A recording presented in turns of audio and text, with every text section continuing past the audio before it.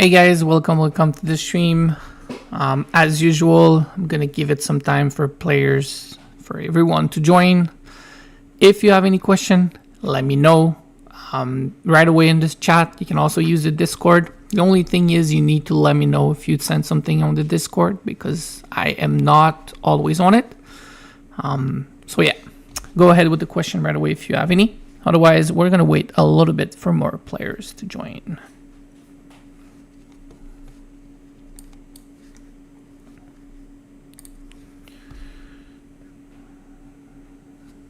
Oh, Puppy with the question first. Let's go.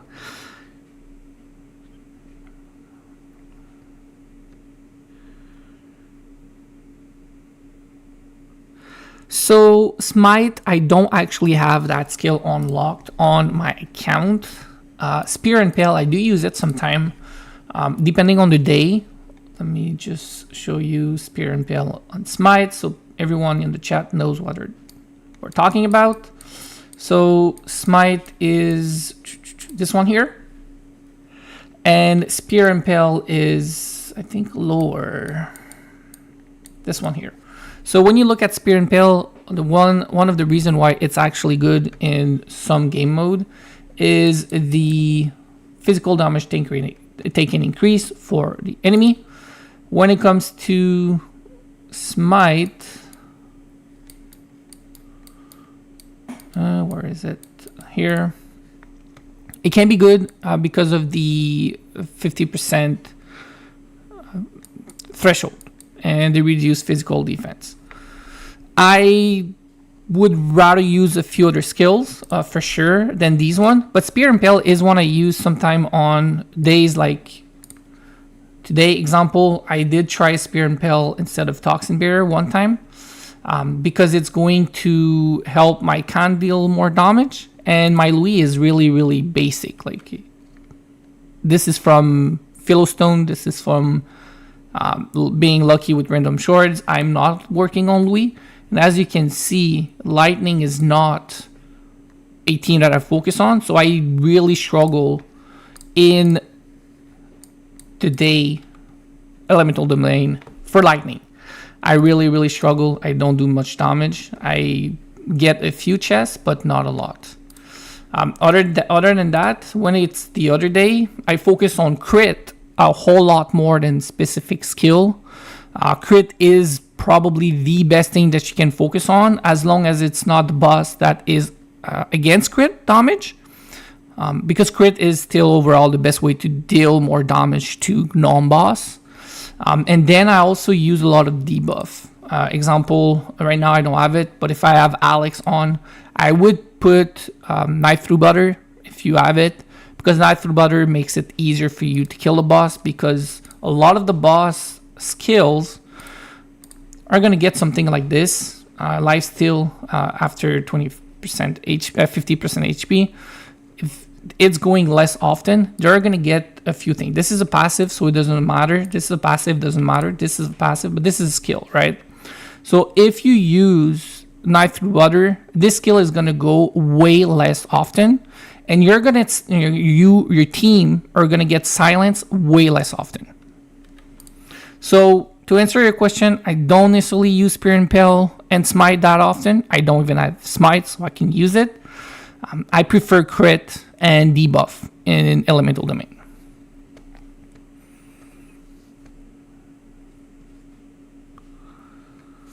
Welcome guys for joining the stream. Welcome.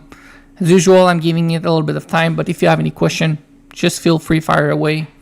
I'm also going to start today with the new app that I created for the game. It's still very early alpha testing. It can be used, but there's not a lot of things that can do on it yet.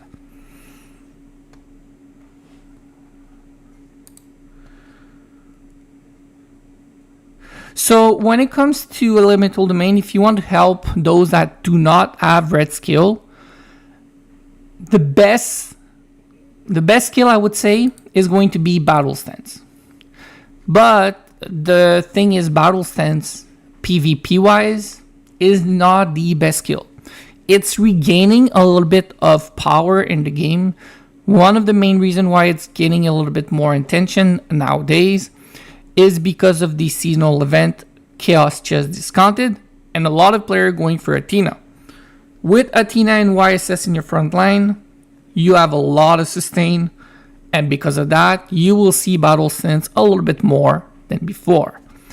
But overall, battle stance still is, I would say, on the lower tier nowadays. But PvE against non-boss, this skill is amazing.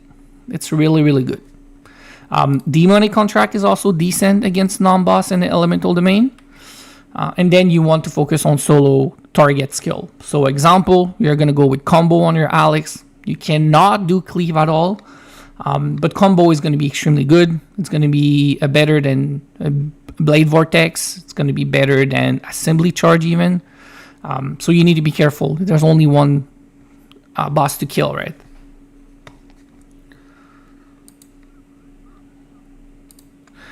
So I have another question here when it comes to a fear of domination. No, not fear of domination. This is the other question. But I'll continue with fear of domination first. Fear of domination is quite good. It is a skill that I personally don't even have, but I could get at any time. I have enough Cinder. The best way to use fear of domination is actually against the spider. You know the spider is going to be below 50%. You use that skill, you wait for other players to bring the spider below 50, and then you guarantee value. When it comes to elemental domain, it is quite good as well. You just need to make sure that you get there fast enough, right? So fear of domination is a little bit counter synergetic to battle stance and demonic contract especially, but it's still going to work well. It is guaranteed once they hit the threshold, so it is a decent skill against non-boss or single mob unit. Now to go back to weakening curse, a player asked, how does weakening curse affect Alex and how can that be countered? The skill cannot be countered anymore. So basically purification, let me show you purification used to dispel weakening curse. It's no longer the case. Weakening curse cannot be countered if you are using an Alex. The way it works is simple. Because Alex artifact, same thing with Hannibal, because these artifact makes their skill into a passive, no longer generate energy, that means weakening curse will be applied on Alex and Hannibal for the whole duration. It will last 45 seconds.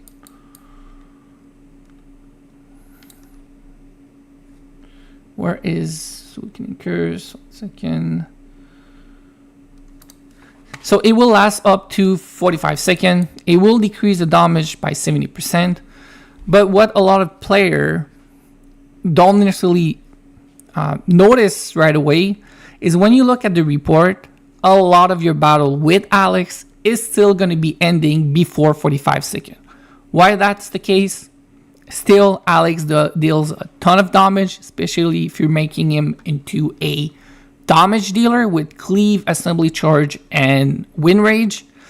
He will deal a lot of damage anyway. But this skill is one of the best counter to Alex, and Alex has no way to counter it. It's just how it is. Alex is that strong that even if there is a skill that completely tries to counter him, he's still going to carry a lot of the time.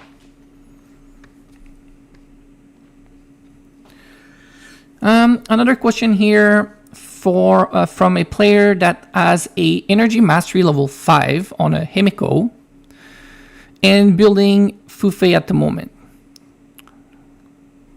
After, would Loki be a good build or only EM, or should I just build more support immortal for Himiko? So if your question is, once your Fufei is maxed out, should you then work on Loki next? I would say probably no, depending on your spending habits. Reason is, if you replace Loki into this March, you will have to give all the skill that Himiko has to your Loki. Your Loki would be at some point better than your Himiko, hands down for sure. But your Himiko will become useless. I personally think going for Athena, keeping Himiko might be a better option.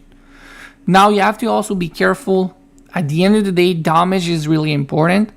So if you do that, you need to have some kind of plan to max your Himiko and maybe at some point actually changing your Himiko. Otherwise, Loki would be a good option. The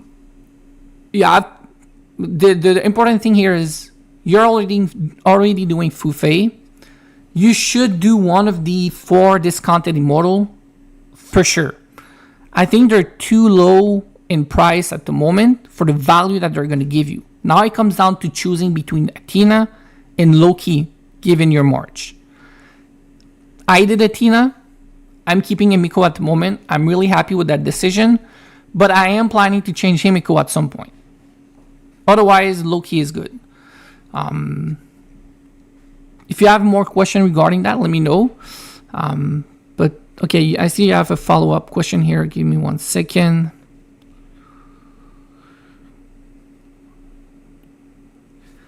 Let me go to Soul Synergy first.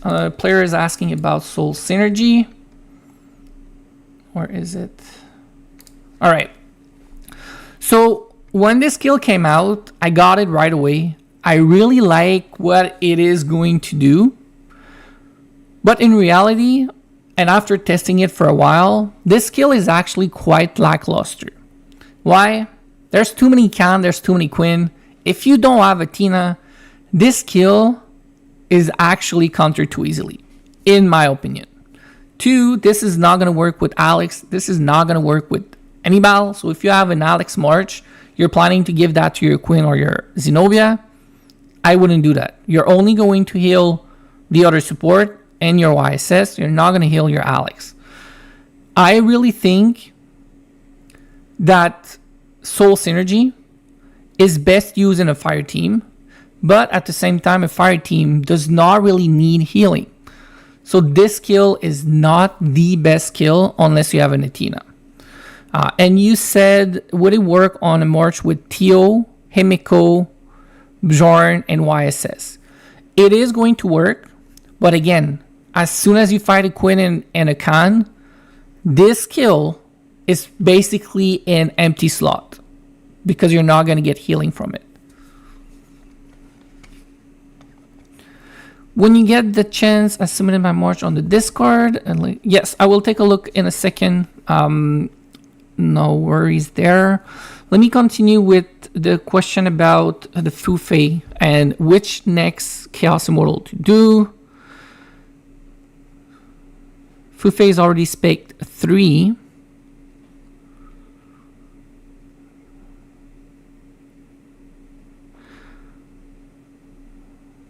So at the moment, you have a Himiko, Alex team, YSS, and Quinn. So if you want to continue with your Alex Himiko, that is a decent option. You're already doing Fufei. Again, I think it goes back to my thinking earlier. You have 2 options. First option is going to be replacing Himiko with Loki, or you're going to replace Alex or YSS with Athena. What you need to be careful though is you mentioned that you have Energy Mastery at level 5. If you don't have any red skill on Alex, Athena is probably a better option because your Alex is probably soon going to be your weak link without any red skill. Double tank is better than Alex and a tank if you're not giving a knife through butter at the very, very least to your Alex. Alex later on becomes a monster at debuffing. Himiko is the damage dealer, Loki is the damage dealer, Apollo is the damage dealer, Medusa is the damage dealer. Alex and Ares are there for knife through butter to debuff.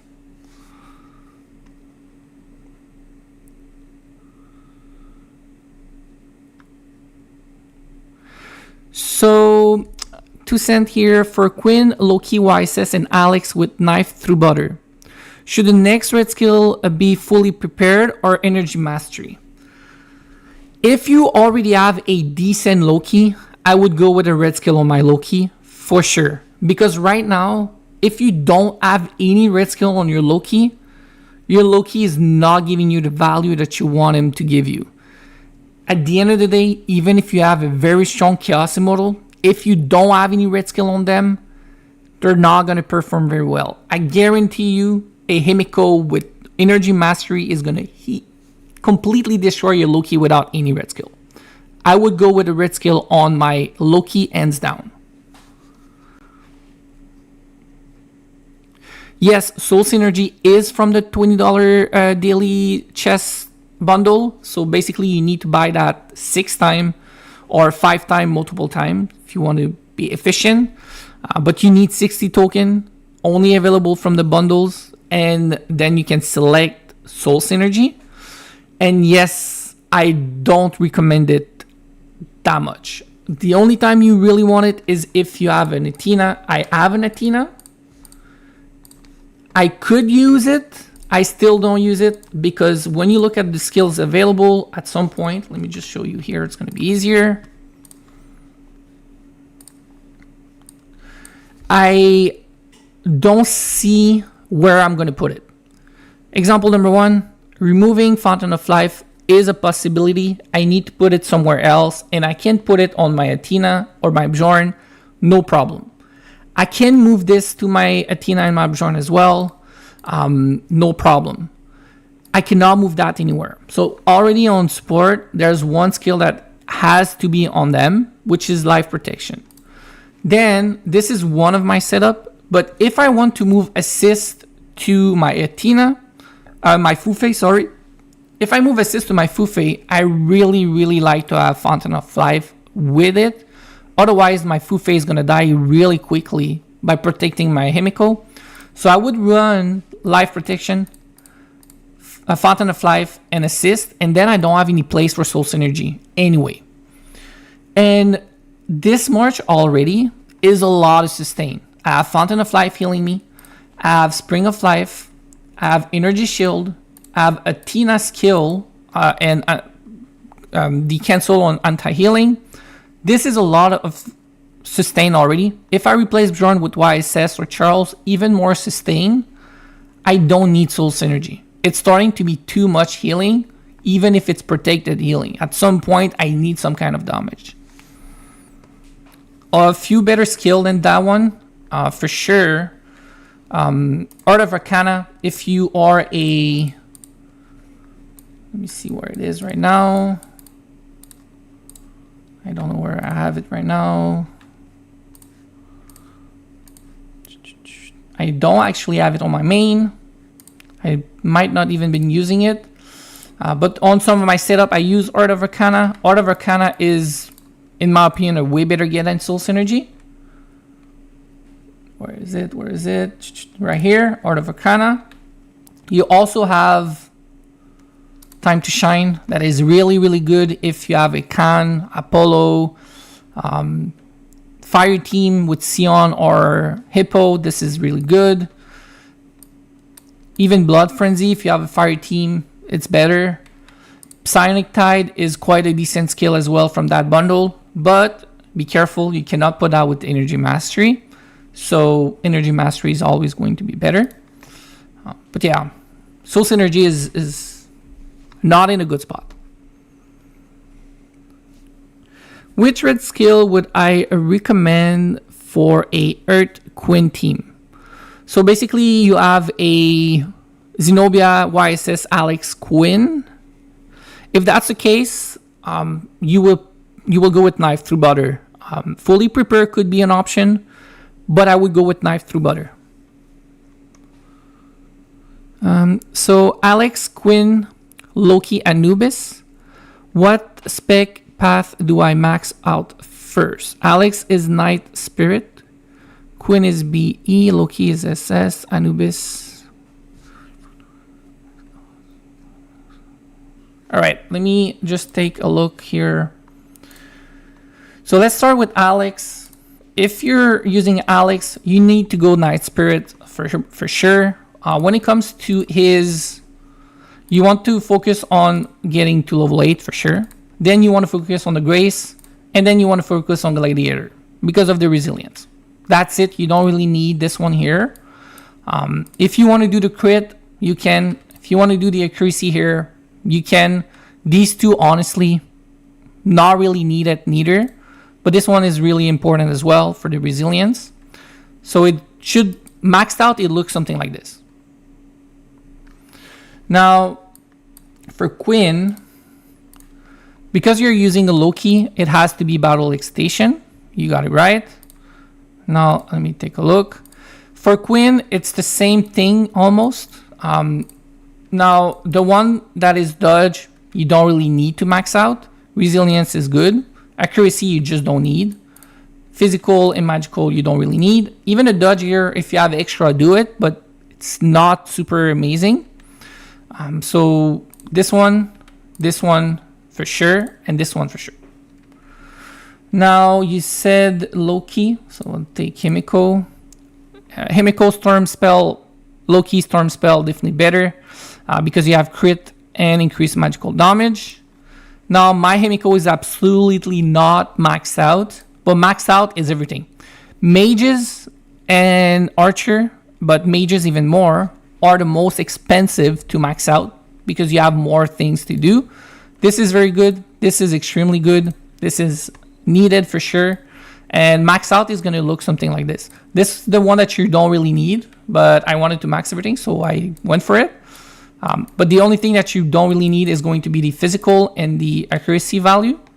But everything else should be maxed out. But again, I have so many that I can afford it, but major are more expensive. Now, you ask for Anubis. Anubis. I would go Fearless 10. Now, you can go with Sturdy Barrier, but I really like Fearless Stance, honestly, even if I don't use guard on him. I just think that the reduce damage taken and the resilience is extremely good. So I don't have a lot of Immortal. On the tank side, I use Sturdy Barrier. Almost all of them I go Iron Will. And then the thing with tank is it's actually quite cheaper overall because you're only going to really want physical defense, magical defense. This you don't need. This you don't really need. You can go for it if you want to, but it's not going to do a lot of difference. You don't need. And when you look at the smaller nods, you don't need a dodge. So really, it's only this one here. The shelter at level 3 and 4, between 3 and 4. And the shelter here. So tank overall are cheaper to max.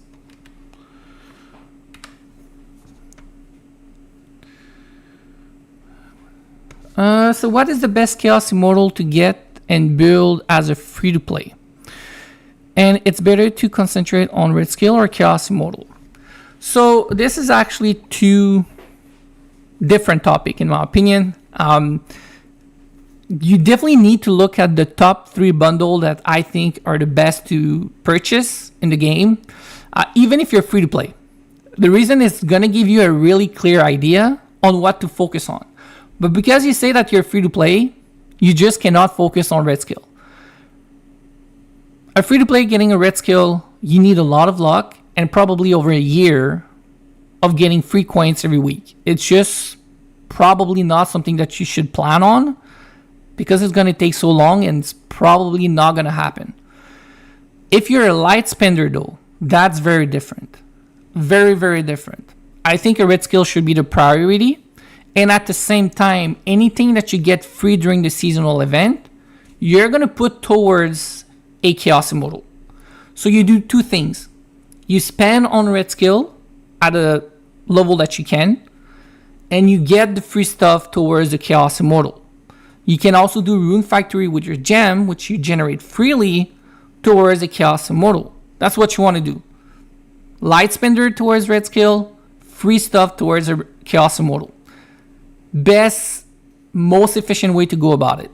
You will get slowly there, but once you get there as a very light spender, you're going to beat any light spender that are not going to focus on those 2 things.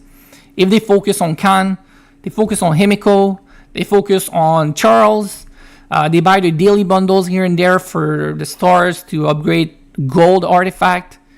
The moment you have a red skill at level 4 or 5 and a chaos at spec 4 or 5, you're just not going to lose to any of these players. Now, the red skill will depend on your team and the chaos will depend on your team, but you definitely need to go for one of the first 4 in the discounted chest. So it has to be one of these 4. I wouldn't do Wukong. Poseidon, it really depends on your team. Poseidon teams are a little bit more expensive for a decent team, and the ceiling is a lot lower. Why?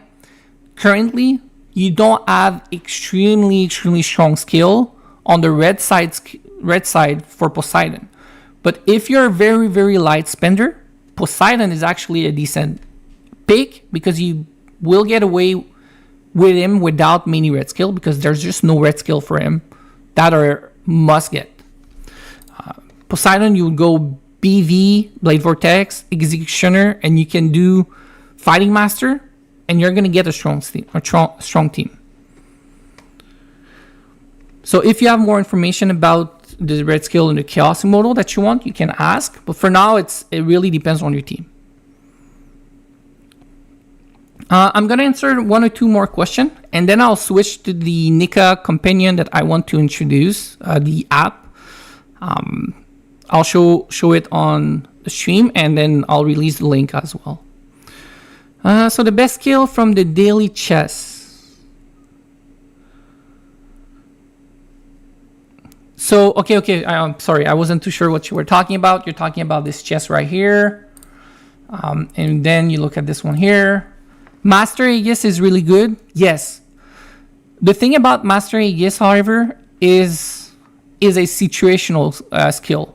I don't hold on to the skill all the time unless I know most player hitting me in arena is magical damage dealer, or when I fight in KVK, I know I'm gonna fight somebody with a Himiko or a Loki, right? Because if you fight somebody with Alex and Khan, then your Master Aegis is a waste of skill. You need to replace it.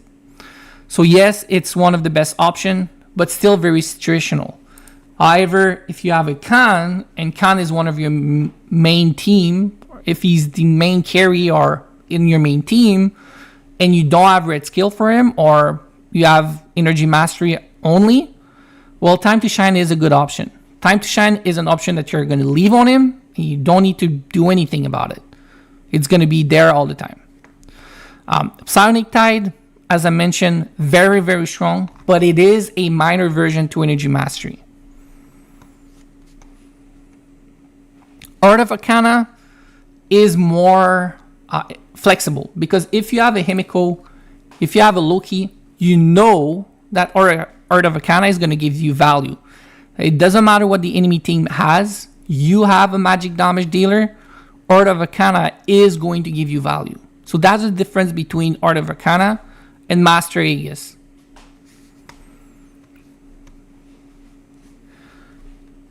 So my front line is quite beefy. It could be even more beefy if I did YSS or Charles instead of Bjorn. Bjorn is an immortal, a tank immortal that focus on giving you more damage, a little bit like Anubis. But I don't because I resetted my YSS, still working on him.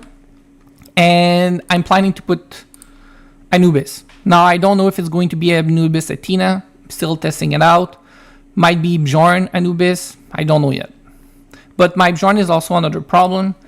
He's not maxed out. I need to max out my Himiko first. And then my Bjorn. But with Sparks of Galaxy being gone, I've been focusing on Chaos more than Holy and Shadow. And most players should. For the price tag attached to a Chaos compared to Holy and Shadow nowadays, it's not worth to focus too much only in Shadow. In fact, I regret doing so on one of my other accounts. Well, the arena just reset today, so I don't know if I can find it. I'm gonna have to go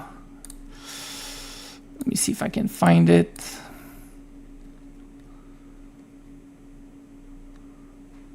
Here it is. Now, this is obviously not the immortal I use daily. It's because I'm leveling him up while my YSS is maxed out already. But I actually finished my Himiko last seasonal event with this account. It used to be a Quinn, Zenobia, Alex YSS. Now I've been trying Himiko Quinn, Himiko Zenobia, YSS Alex. And the truth is, even if she's dust 50, even if she's maxed out on specialization, now she's not maxed out on the smaller nods, and I don't even know if I'll do it, because the reality is Quinn Zenobia is just way better. The issue with an immortal like Himiko Khan, when you place them in your main team to replace Zenobia and Quinn, is that without a red skill, they're not performing as well as you expect them to be. She's actually not dealing anywhere close as enough damage to match Alex, even if I give her Fighting Master. And then if I do full support build on her, she's not bringing somebody in the realm long enough to justify losing Zenobia or Quinn. So overall, I'm still testing, but at the moment, because Force of Galaxy is gone and the price tag on a Chaos versus a Holy and Shadow is not huge, I wouldn't work too much on Shadow and Holy. That's just the way it is. I kept doing it to test it out, and I can tell you for sure, if I had stopped and worked on a Tina instead, this March would have been way stronger, for sure. All right, before I take any more questions, guys, let me just show you the app real quick. Let me do this right here. I just need to... All right, let me just zoom in. All right, so I don't know if you guys remembered, I did a checklist, one pager, and a lot of players were asking if it was an option to have it in some other way than just a art form. And I was already working on it, so I kept working on it. It's now going to be available. The thing is, for now, it's only a daily checklist. I will come up with other checklists, but for now, what you can do is use this for your checklist. This is the one pager that I released a few days ago, and now it became a checklist, right? You can actually click on it. It shows you what is left to do. You have different categories, and it's gonna help you make sure you do everything to get all the freebies that you can get each day. You can also add accounts, right? If you have more than one account. Now, this is definitely gonna be very useful for farm and any player that are kind of new. Personally, when I'm on my mobile, I cannot, even though it's an app, you can have it and swap really quickly. It's not an overlay, right? It's something that helps you keep track of what you can do to get the most out of your game every day. Once you've done it a few times, a week or two, you will get into a rhythm where you don't need to do the checklist every time. You can look at it to make sure you don't forget anything, because there's quite a lot of things that I've realized a lot of players are not doing. I have a few friends, they ask me, do you think I did all my things today? They send me a few screenshots and I tell them, you've missed a lot of things, right? So this is gonna help you make sure you don't miss out on anything. It's going to reset daily. So you have the timer here in 25 minutes, even if you have 100%, it's going to reset daily. It's not too complicated to use, but for now, it's only the daily one. I want to come up later on with the seasonal event and the KVK ones, but at the same time, it's not going to be a copy and paste of example, what you already have in game. So in game example, if somebody asked me, can you do King of the Hill? Well, if you look at King of the Hill, the truth is you already have everything in game. You don't need another app telling you that you need to train for X amount. The game is already there to tell you need to train this amount to get this reward, right? That's not the kind of thing I want to do. Same thing with KVK, Legion mission. You already have a screen for that. It's going to be more about, example, you need to reach 10 million Legion point. Have you done that this KVK? This app's going to be able to keep track of that, and also for your farm, if you reach 10 million on your farm. Your alliance needs to reach 12 million reputation. You can keep an eye on that as well, update it whenever you can, and you can make sure you reach it before the end of the KVK. I'm also open to other feature, but for now it's more as a checklist, and for now it's only the daily list. If you guys can play around with it, give me feedback. If you have any requests for addition content for it, let me know. You can just let me know how you think it works as well. Now you can also install it on your phone as an app, not just a browser. You just need to save it to home screen. On your browser, you're gonna have something like this here, and something here is gonna say save to home screen. You save it to home screen, and it's gonna have a widget, basically like an app, and you can open it whenever you want or can. All right, so this is it for the app. Nothing more to talk about at the moment. I will release it on Discord right away.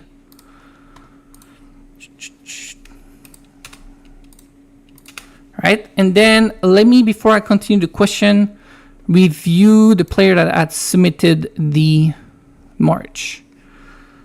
Who was it already? Just need to figure out who it was. If the player that said that had put the March to review in the Discord, just let me know where you put it. Just tag me on it and I'll review it right away.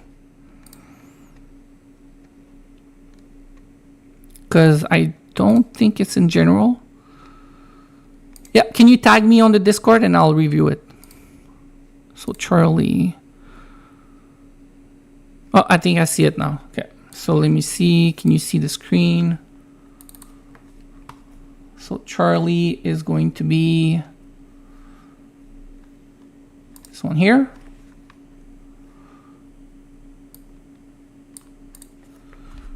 All right, so I think this is the one. So here we have a YSS, Bjorn, Quinn, Himiko, a very strong team. Personally, this is a team that I ran quite a long time. This was actually my team for a very long time, up until they came out with the discounted chests in the seasonal event. And I was working slowly on Fufei even before that, but it took time for me to get Fufei. So I had this team for a very long time. Now, first comment I'm going to give you is I think you need Fighting Master. You need to replace Annihilation with Fighting Master, and I would probably replace Spell Disintegrator with Abundant Spirit. Now, reason is simple. Here, the only carry that you have is your Himiko.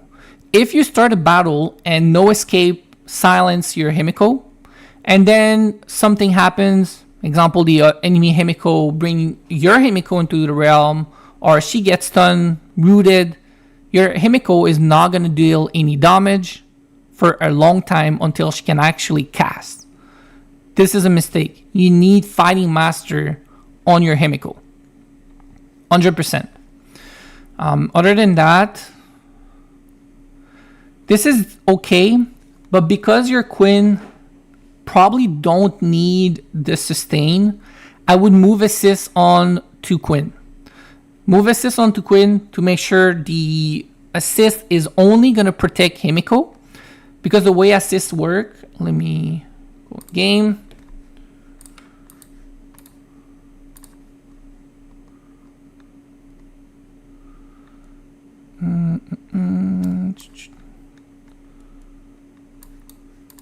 Right, so assist is going to assist one random backline ally. If you place that on Quinn, it's guaranteed to go onto your Himiko. So you're guaranteed to be protecting your Himiko, and that's what you want.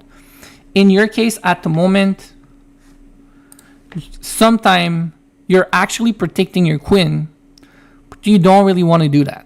So you need to move it to your queen. You can always move no escape back to the front line. That's fine. The one thing that you need to be careful if when you move assist to your queen is to make sure that your queen is surviving long enough now that it's soaking damage for a Himiko. A good way to make sure he survive longer, you can put physical shield, you can put lifelink, you can put absolute defense alongside assist to make sure your queen survive longer. Another note, it's here with shelter. I do think shelter is often lackluster. Again, very, very similar to soul synergy. If the enemy has a queen, if the enemy has a Khan, you're probably not getting any value from shelter. Shelter is only and will always only be a healing skill that is really easy to counter. It does not give anything else. So I am very critical of shelter. I don't think it should be used without an antenna. And once you have an antenna, most likely you have better skill in shelter anyway. Other than that, everything else seems okay. Definitely need to focus on your Himiko to gold before even doing these to silver, especially if you're buying the daily bundles to get that up. If it's just the event, I would do the tank before the Queen artifact. Now, your Queen artifact is green. You really want the blue one if you can afford to change it at some point, because the green one is the life, the blue one is the surge, so the AP energy regen. And the energy regen is a lot better overall, and on Queen, 100% a lot better. Your Queen actually had no, you had Vitality's Touch. So Vitality's Touch is the only skill and the only thing on your Queen that is going to give you value. And here you already changed it. That's good. Definitely move no escape front and Vitality's Touch back to your Queen, given the fact that at the moment you're running a healing artifact. But overall, it's not going to change much afterwards. Just see here. Okay, here, one thing that I need to mention as well. When it comes to specialization, you want Battle Excitation on your Queen, for sure. And you want Storm Spell. Second. So you want the middle one, Storm Ice Spell on your Himiko. When it comes to your front line, you can actually go with Sturdy Barrier. But if you do Sturdy Barrier, I would only do it on YSS. YSS is already more sustained. I would definitely still keep Fearless Stance or Iron Will on my Bjorn. I really like this one a lot better than Sturdy Barrier overall. All right. Let me just go back to the stream.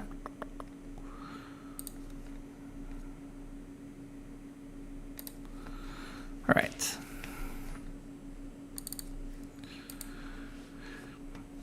I need to go back and read some of the question I skipped. Give me 1 second, guys.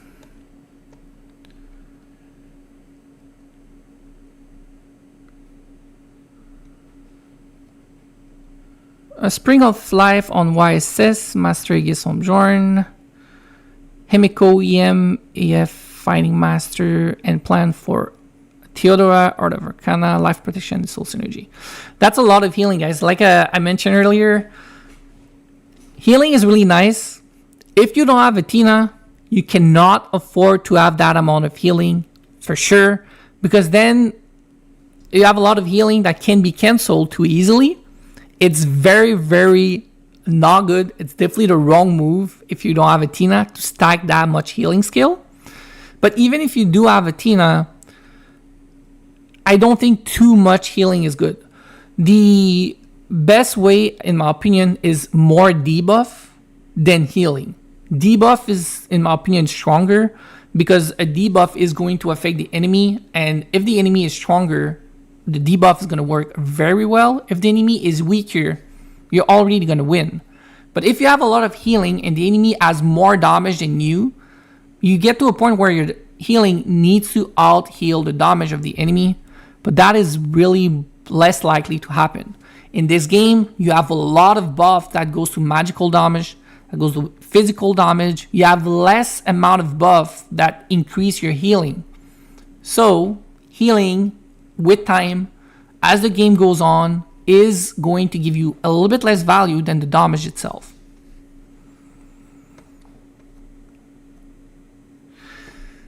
Yeah, so somebody noticed that I have a lot of skin shards that are like this. I don't really need to make them. I could at some point. They're not giving me extra insignia. The reason I'm leaving them is maybe someday, like maybe that's just me dreaming, but maybe we can sell them and I can focus on the skin that I want. But I'm not using this skin anyway. I don't really need to make them at the moment. Yeah.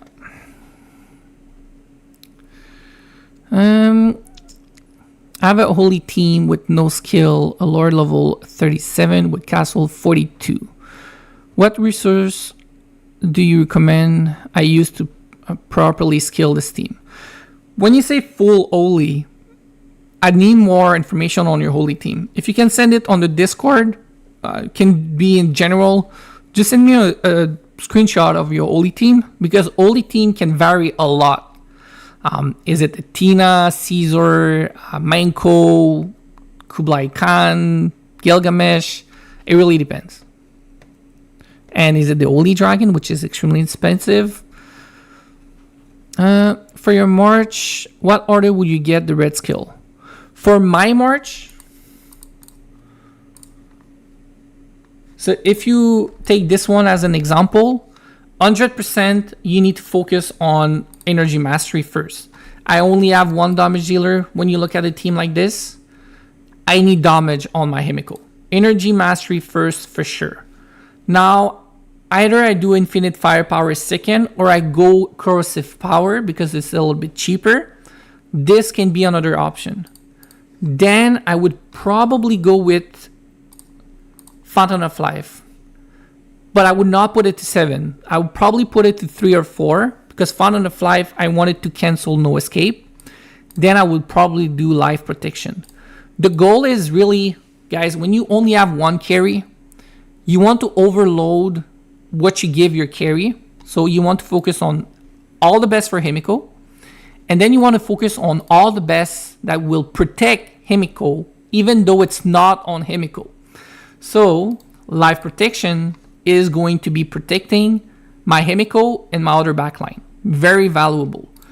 If you look at Divine Blessing, it is a really good red skill, but Divine Blessing is going to protect everybody, not just my Himiko. And I have other option. I could do Spring of Life. I could do Art of Arcana. I could do Master Aegis as an aura. So this is my reasoning, right? The way I think about it is I only have one carry. It's Himiko. I put everything on my Himiko, and then I put everything into protecting Himiko. But I do want to change Himiko at some point, because I do think Himiko is losing value nowadays.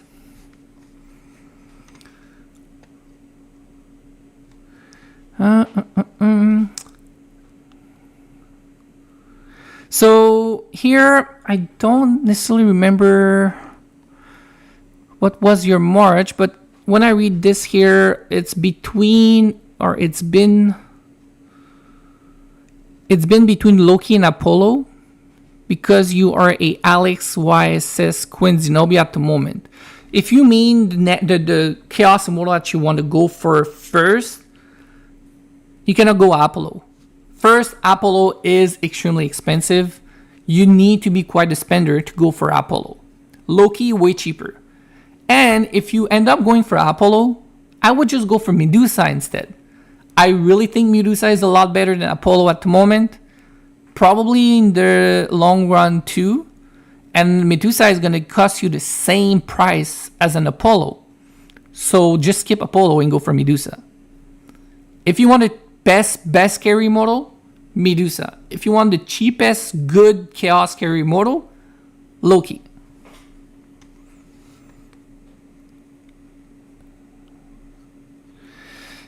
My Anubis still needs a few weeks at the very least. It's not there yet. It's only spec 3, I think. Yeah, spec 3. I need to bring that to at least spec 6, 7 before I can use him. My dust is gonna stay at 20 though. I don't have anything to give him, but I don't think I'm gonna go higher than 20. I'm probably gonna start saving in case I replace my Himiko with a Chaos. And then I need to work on the artifact. It's still very early. I was lucky and got a decent one. Now it's a bit of a mismatch because it's resilience and physical damage taken. If that was HP, I would have been a bit happier. If it was physical defense and physical defense, even better. But I still have a few attempts, right, to get it right. But for now, I'm already quite happy with this one. But I need 1, 3, 4, 5. I need a lot of pieces for the artifact still. So it's not going to be ready for at least a month.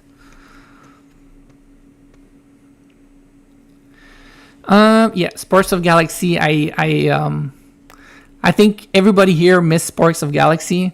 I miss it even more now that I saw just what this event was, which I think was an attempt to give player another chance at Holy in Shadow. But the current version at the moment, I miss Sparks of Galaxy even more, I would say, is the result. So we'll have to see how they're going to change it. But yeah, everybody is missing Sparks of Galaxy.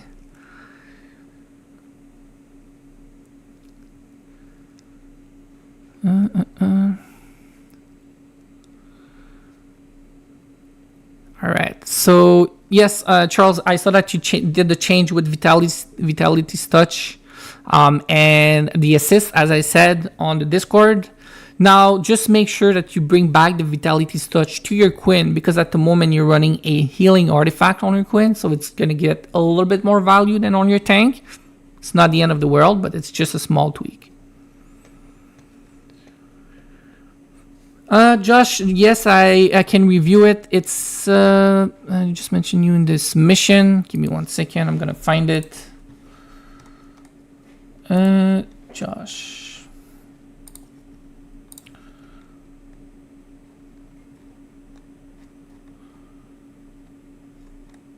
All right, so let me take a look at this one. I need to share the screen. 1 second. All right, so this one here.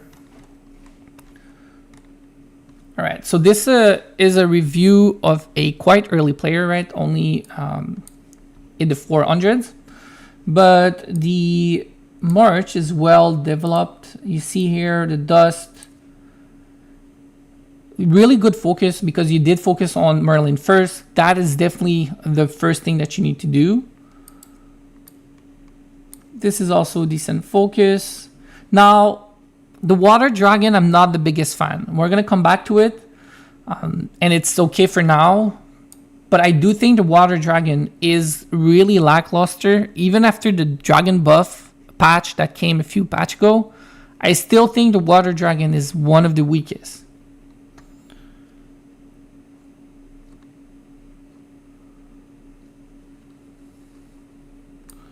So you're going to 55. You're still in Conquest. All right, let's take a look. All right, so now when you look at this, this is a free-to-play / slow pender march, because there's no chaos and there's no red skill. In my opinion, this is probably one of the best setup for Merlin, but personally, I really like to focus on his ultimate even more than assisted skill damage. So what I mean by that is when you look at Annihilation, Annihilation is a skill that brings damage as a skill, but is not going to give Merlin ultimate any boost. So if I go into the game, I'll look at, oh, let me do this real quick.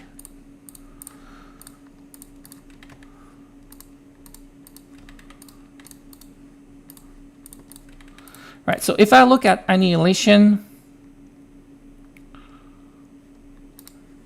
here, as you can see, it gives you a skill that deals damage. It's a trigger skill But Merlin Ultimate is not being boosted by the skill. I really prefer something like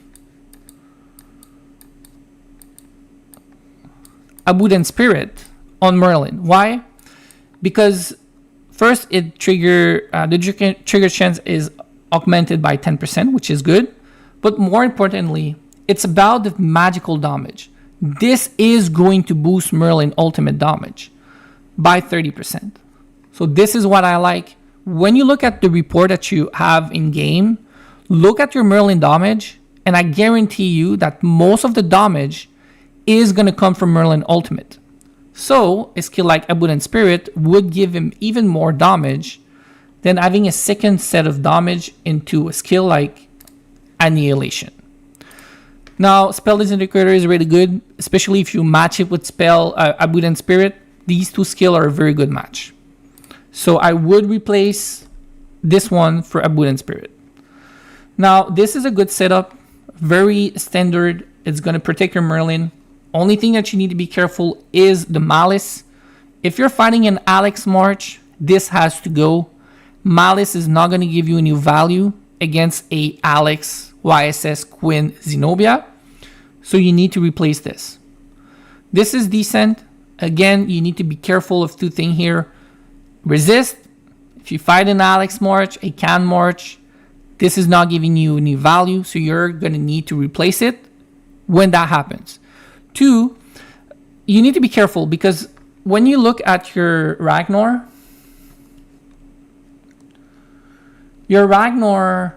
is lower than your YSS, but it's still in a decent spot. I don't think you necessarily need the... where is it? I don't necessarily think that you need the physical shield because physical shield is only going to protect your Ragnar. Ragnar is already a tank.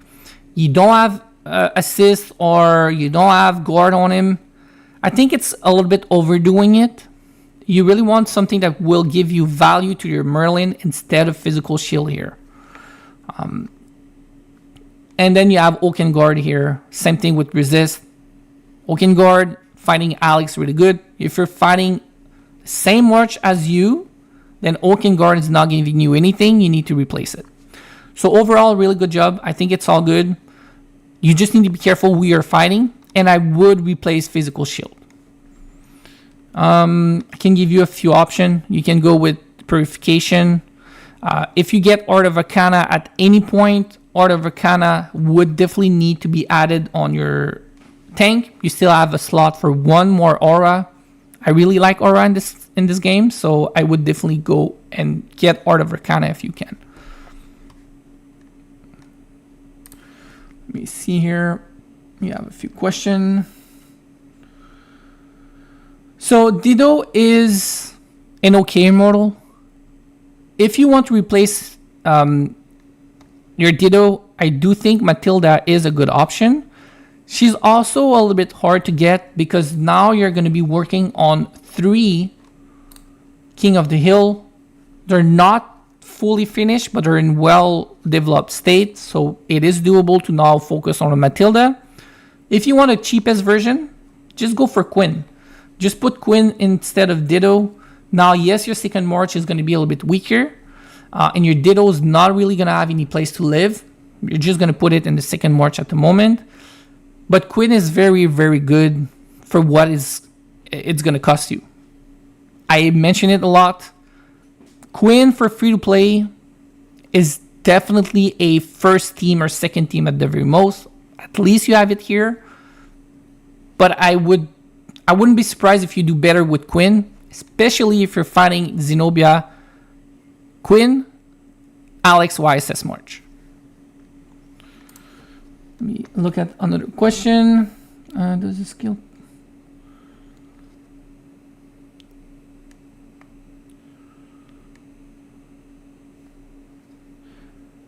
All right, so here, Spring of Life is definitely a skill that you can get at some point.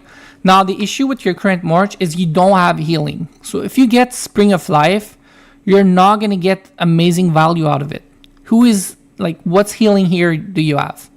You have the healing from the Merlin artifact, and that is it. If you go Spring of Life, you need to bring your healer. Quinn is not going to be a healer. Matilda is not going to be a healer. Dido is not going to be a healer. You're going to need Theodora, Fufei, Ninetale, or you're going to need Fountain of Life. Fountain of Life would fix Spring of Life, but at that point, I would not go for a red skill focus like you ask here in Life Protection and Fountain of Life. If you want to get a red skill, it has to be on Merlin. It's going to be Energy Mastery for your Merlin. First red skill, no question here. You cannot go with Fountain of Life for Life Protection first because the ceiling that you have at the moment is the Merlin output DPS.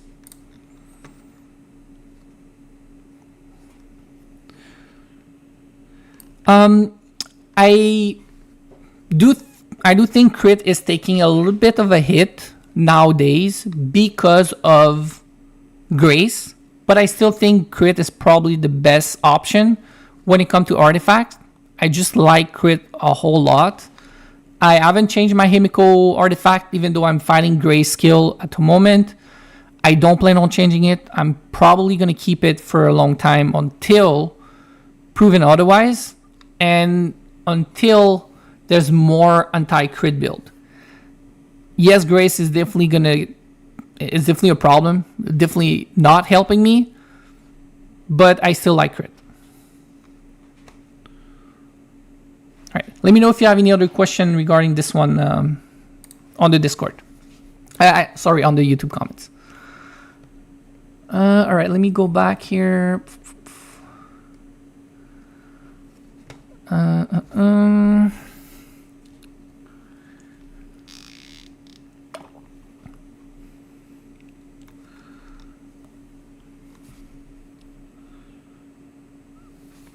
All right, Charles, you had a follow-up question. You wanted me to look quickly at your Fire March. I can do that. All right, so your Fire March is decent. Now, you really need to be careful, right? I really think most, if not all the focus, even now, even when your first March is in a good spot, has to be for your main team, right? So example here, 100% do not get a Chaos or a Red skill for your second team. Infinite Firepower would do very well on your Wu. Does not matter. If you end up getting Infinite Firepower, it has to go on your Himiko. For sure. Don't split your focus too much. Now, when it comes to this team as it is, a few things that I would definitely be careful on. Again, you cannot have Fighting Master here because it's going to live on your Himiko. But I think if you do Chase, you need a skill that is going to crit a lot to help Chase go off. I wouldn't do Fighting Concentration. I would probably do Annihilation. I think Annihilation or Spell Disintegrator would be the best option, because you need a skill that will allow Chase to go off as often as possible. Concentration is going to help your ultimate, but it's not going to help Chase all that much. This is decent. This is okay. The accuracy down, though, is not... Well, you're still kind of early-ish. Still, I don't really like the skill Coercion outside of IBL and Open Arena. I don't think this skill has any place, really. It's because, guys, accuracy and dodge is... You don't really dodge unless you're playing Open Arena and IBL, honestly. You can take a look at your report. If it happens once or twice every now and then, great. But it's not worth putting a skill that would try and fix that, because it's not going to work. When it comes to the skill for Hippo, I would probably do her a little bit more support and leave my Wu to do more damage, but this is fine. Now, you also asked a question about Weakening Curse versus Weakness Protection. Weakening Curse ends down. Weakness Protection is not a very good skill.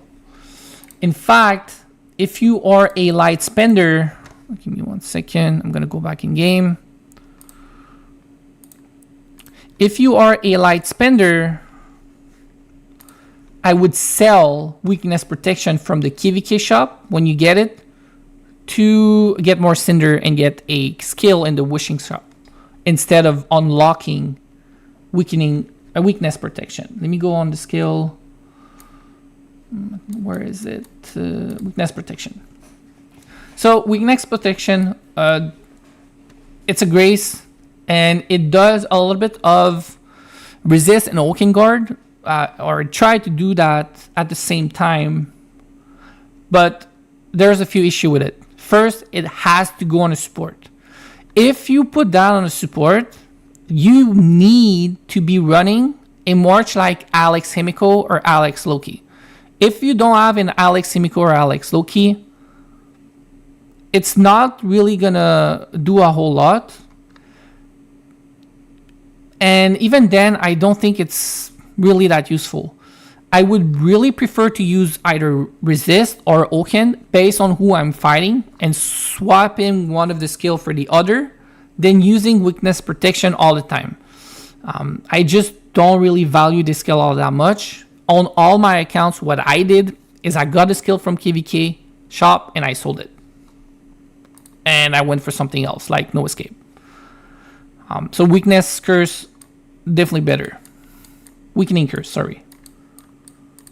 This one here.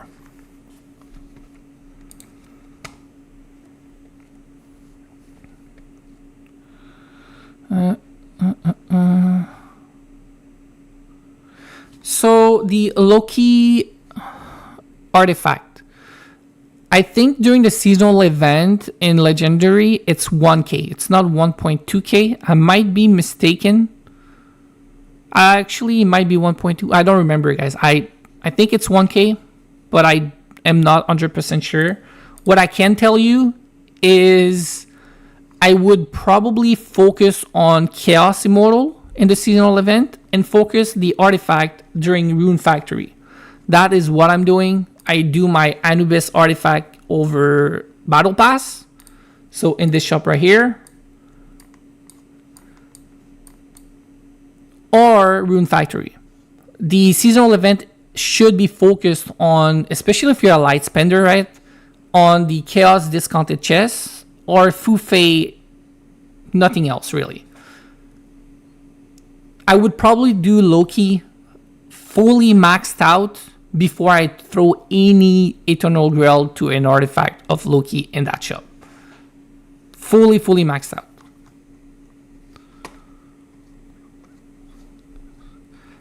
March formation, single DPS or double DPS?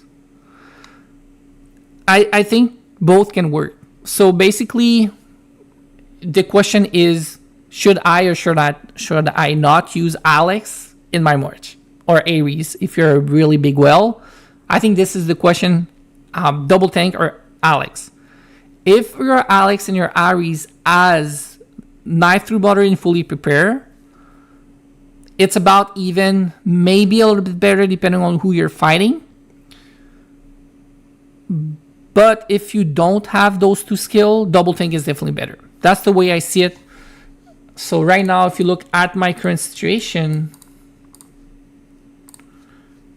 sorry, I'm running double tank because if I look at my Alex, I need to go into my skill because right now I'm testing things out on my Alex. I don't have them on it, but I have fully prepared at 4 and knife through butter only at 5. And I'm not using Alex. When I use Alex, I lose a lot more battle. The skill that I put on my double tank is a lot better for my Himiko that way. If this was 7 and this 6, 7, maybe it would be decent. The moment that I do think Alex and Ares are hands down better at the moment is probably only when you have knife through butter, fully prepared, and drastic action on your Alex. Otherwise, I actually don't think that Alex is better in a double tank. I really like double tank. The main reason why I like double tank is the flexibility it gives me on the skill that I can use. I can use a lot of supportive skill to help my Himiko Whereas if I use Alex, I'm stuck with skill like Fully Prepare and Knife Through Butter. And then I have one more slot because I don't have Drastic Action. But that's it. I think both works, depending on what you have.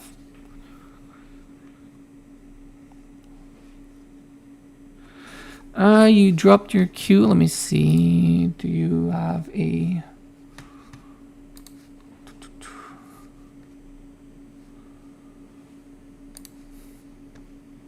All right, let me review this one here. 1 second. All right.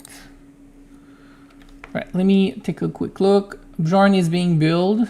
Fufei and Loki will be coming up in the next 2 months also.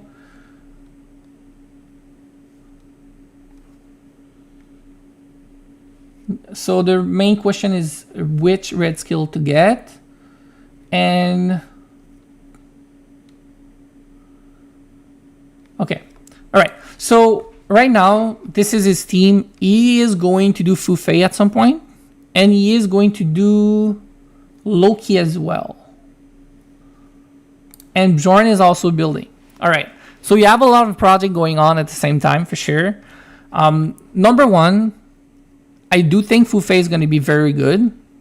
If you have not started your Fufei, Ninetale is actually a very good option as well. I have Fufei. I like my Fufei. If I could trade 1 for 1, I'm actually not sure I would keep Fufei or if I would do Ninetale. Now, don't get me wrong, Ninetale is more expensive than Fufei nowadays. But either way, I think it's going to be a very good choice to replace your Queen at some point with a Fufei or a Ninetale. But I don't think I would do Loki.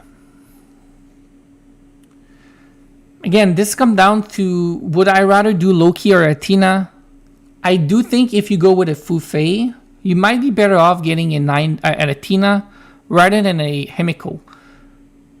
The main reason is, again, the same thing that I tell a lot of players that are playing Himiko, and the same thing that I'm trying to avoid as well on my account. If I replace my Himiko, if you replace your Himiko with a Loki, you're going to give Loki the same skill that you have here. If you get infinite firepower, it's going to go on your Loki as well. So what happens is your Himiko, which is your main carry at the moment, will become almost irrelevant. You will put her on your second team, here maybe replacing Gilgamesh, but the reality is the carry will have to be your Alex, because your Himiko is going to end up with 3 skill that are gold at most, no fighting master on it, and it's not going to perform all that well. That's the reality of it. Whereas if you replace, example, YSS with Athena, well, your YSS is definitely worse than your Athena. Your Athena is going to protect your new upcoming Fufei healing. I think the Athena might be even better than Loki. I fight a lot of Loki. I lose and win against Loki. It depends. But a lot of the players that I fight don't have anti-healing anymore because they're bigger player with Chaos. So my Athena is losing a little bit of value because of that, if they don't have Queen or Khan. But I still like my Athena quite a lot. So be careful if you get Loki. You need to be aware and conscious that you will lose your Himiko. Your Himiko is not going to do anything. So this is something I'm trying to avoid at the moment. Let me show you my ideas. So right now, I currently have something very similar to what you're going to end up with, depending if you do Athena or Loki. The reason I want Athena is because the moment I will replace my Himiko, I would really like to get an Immortal here that use another set of red skill. The only option at the moment is Medusa. Medusa is not cheap, which is why I'm not doing her at the moment. But this is the best option overall, right? I keep doing cheaper Chaos Immortal, and then I go all out on a Chaos Immortal that is not going to cannibalize my Himiko. Because my Himiko and my second team would still have these skills. Because Medusa is not going to use this. Medusa is not going to use that. And Medusa doesn't even really need Fighting Master even. So it's going to take longer. It's going to be a little bit more expensive for sure. But the account, once I do replace Himiko with something that does not use Himiko skill, is going to be so much better. Now, am I doing it right now? No, because it's too expensive. But that's the idea, right? The reason I'm holding on as well is I do think we should be getting a Chaos Immortal sometime soon. It feels like we're almost late on it because we only got Tengu since the start of the year. We're already past half the year mark. We should be getting a Chaos at some point. And I do think it's going to be a mage or a support. So before pulling the trigger on something like Medusa, I really want to see what is the new one, right? But yeah, this is what I was thinking when I was looking at Loki. Let me go back here.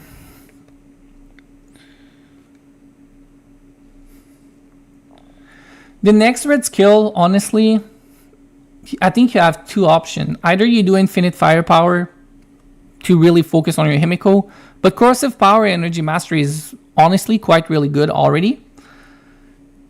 You can do Fountain of Life. Fountain of Life is definitely going to be a good red skill for you, especially if you're not going to focus on Alex, because Fountain of Life is going to help against No Escape, and it's going to give you some good healing. And definitely right now, you're lacking in healing. Now, with Fu Fei, you're going to have some healing, but Fountain of Life, even with Fu Fei, is going to be very good for you, I think. And Fountain of Life, what is really nice about it is you don't need to bring it to 7. Honestly, I think 4 is pretty cheap compared to 7. And it's going to give you great value. So another march to review. Give me 1 second. I don't know if it's this one, but I'll do both. 1 second. Right, the one here. Okay, this is definitely more of a odd march. When I say odd, it's because it's not very often that you're going to see 3 carry. And it's not very often that you're going to see double damage dealer in the backline. The main reason why that's the case is because since the specialization has come out, the value that you get from a support with a carry beside them is just too strong in battle excitation. This is not that it's not going to work. I think after the specialization update, it's definitely losing some of its value because it's too much damage compared to having some support and still giving your Himiko damage. Let me see here. Okay. You definitely need Fighting Master somewhere. If you don't have a Fu Fei, guys, Fighting Master has to be on your main team. I really think Fighting Master is probably the best skill in the game. And in fact, even when I have my Fu Fei, I still use Fighting Master on my main team. It's going to be on my Fu Fei or it's going to be on my Himiko. Fighting Master is probably the best skill on the game. It has to be on your main team. I would, in this team, probably put it on my Himiko because the Khan is a supportive build Khan. So I would probably replace Annihilation with Fighting Master when I fight PvP. If you're fighting PvE, leave it like that. It's fine. But PvP, Fighting Master on my Himiko. Here, this is fine. You might actually want to change Okengard with Assist, because you already have defensive, absolute defense, and Assist would side protect your Himiko and make your Khan more of an assist Khan even more than it is right now. And you can always move Oken in place of Resist depending on who you're fighting. This way, you're sure that you're getting value from the skill that will be here, Resist or Oken. You get a better skill on your Khan to protect your Himiko. And then, again, I'm not the best Louis player. I cannot give you the best recommendation on Louis. But one thing for sure is right now you have kind of a mix bag skill on your Louis. You have Berserk, which is going to help normal attack of your Louis. Louis excel at normal attacks as well. You have Cleave, which is going to be hand in hand with the skill, and Louis skills as well, or passive. But then you have Blade Vortex that doesn't really rely on the normal attack. And you also have Dead Breath that doesn't rely on the normal attack. I think I'd probably do Wind Rage instead of this one here. You can leave Blade Vortex, or you can also change to maybe something like Assembly Charge. But again, I'm not the best Louis player. Or if you want more utility, you can do Fighting Wheel. But again, I'm not the best Louis player. I would have to see reports here of this March performing to see who is really doing the most damage, right? I assume it's the Himiko. It's definitely not the Khan. It could be Louis at some good percentage as well. But if Himiko is carrying 80-90% of the load, I would turn my Louis into more of a support type build. Before I take another question, give me a second. I'll do this one here.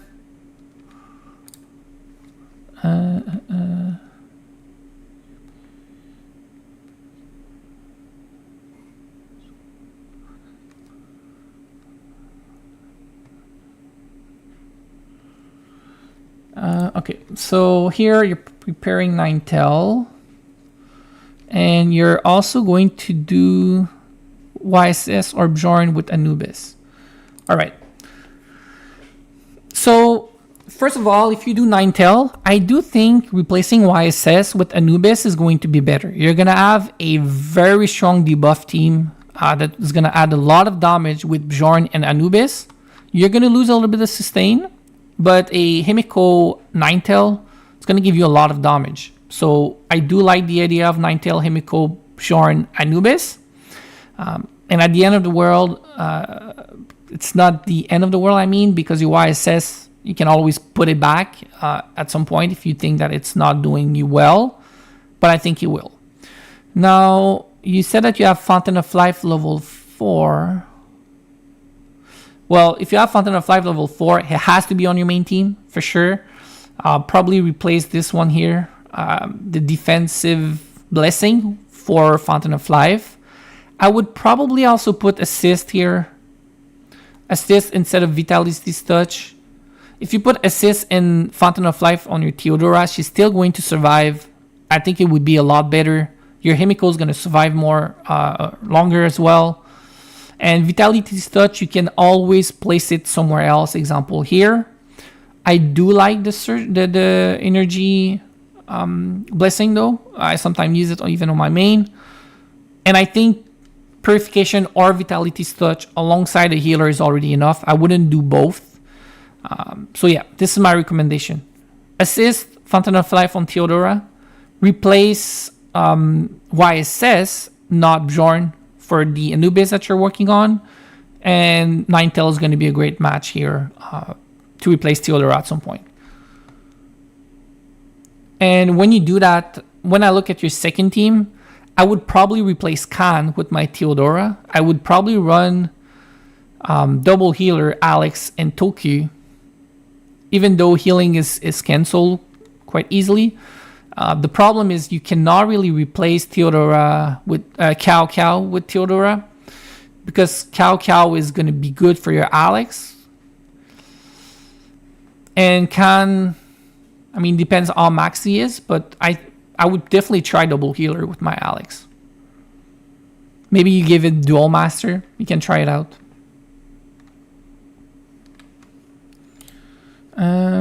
These are your skill. So yeah, definitely assist needs to be placed there.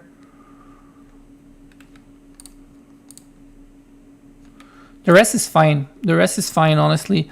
One thing that you could always play with is replacing this one with energy suppression. Energy suppression is going to give you a little bit more value than this one. I think it's a little bit better, but it's not the biggest difference. All right, just have some question about the next skill that I need to prioritize. Oh, let me go back to game before I answer the question.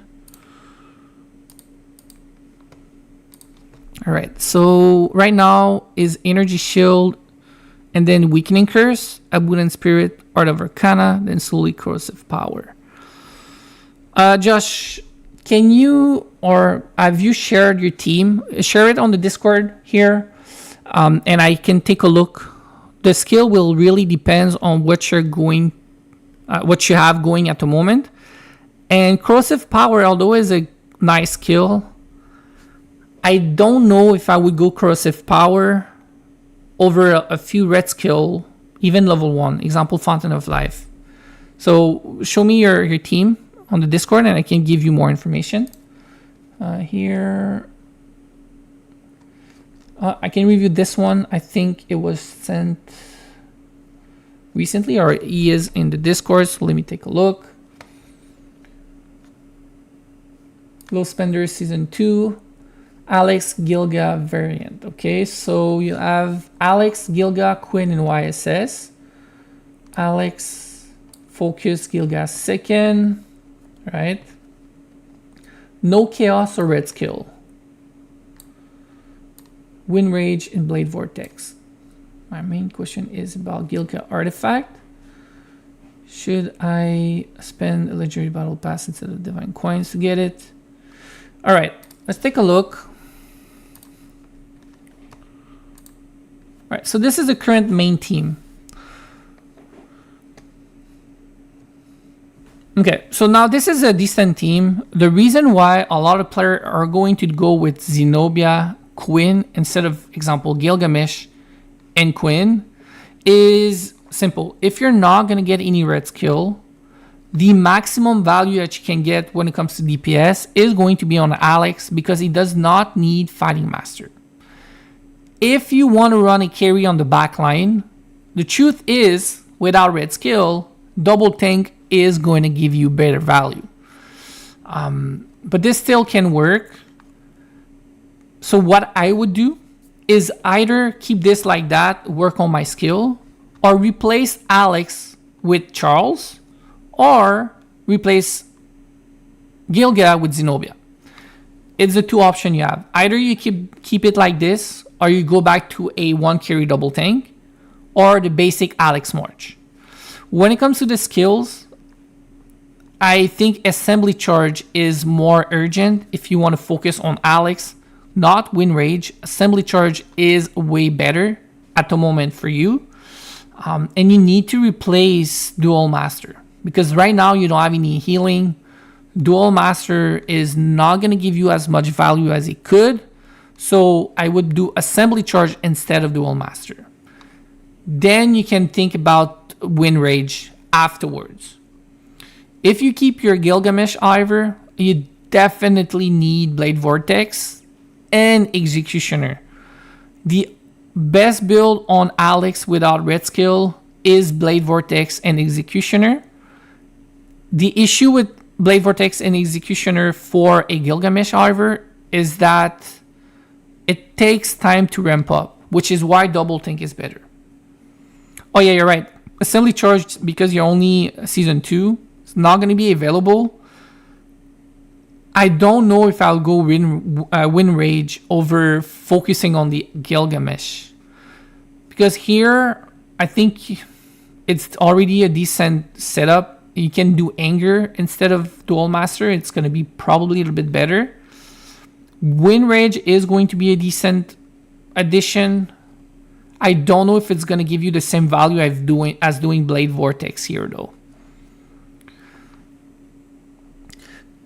Do you have reports of this battle, of this march performing? I think the report is going to tell us a lot. If you look at the report and 90% of the damage is done by your Alex, then you want to focus with Wind Rage because your Alex is doing the heavy load. If your Gilgamesh is actually the one that deals 60-70% of the damage already, then you're going to go with Blade Vortex. So if you have reports, and again, make sure there are reports that are relevant. So a battle that is close, right? Not a blown out victory or a blown out defeat. It's not going to tell us anything. If you can send in on the Discord a few battle reports of battle that were close, we need to look at the damage split. You can send it here and we can take a look, because right now it's a little bit hard to tell you exactly which one you should focus between the two. You did ask about the artifact, however. You can get away with a normal artifact if you don't want to, or if you're having trouble with the Gilgamesh artifact. It's a Holy and Shadow artifact. It is not the easiest to get. With Spars of Galaxy being gone, it's even harder. I would not spend money on this when you don't have any red skill. In my opinion, I would go with the normal one. What you can do if you have a lot of these chests,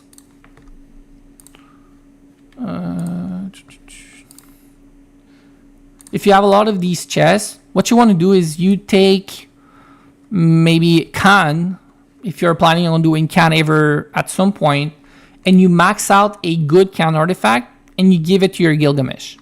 That's an option that you can do. It's still going to work decently. Of course, you're losing some value, but it's not the end of the world. Let me go back here. Okay, so you mentioned that your Gilgamesh deals around 40% of the damage. I mean, that's almost an even split. Because it's even, I think you can go with Blade Vortex. You can go with Wind Rage. They're probably going to give you about the same value.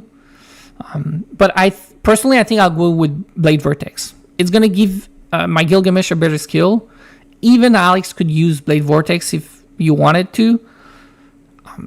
I think it's a little bit better than Wind Rage. As soon as you can, though, as soon as I can go higher in your Tower of Knowledge, you need Assembly Charge. It is the best damage kill for Alex, in my opinion.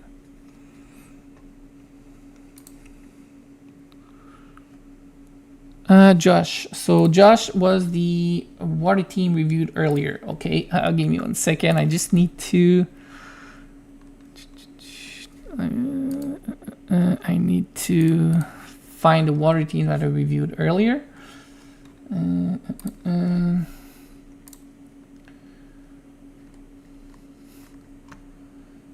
All right, was it this one, Josh?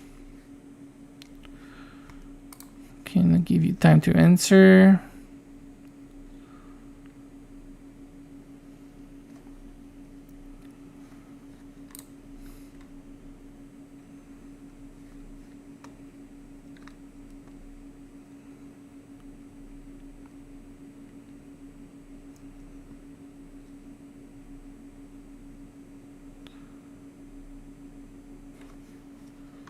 All right, I think it's this one. Just confirm. And I need to find your question again. Sorry.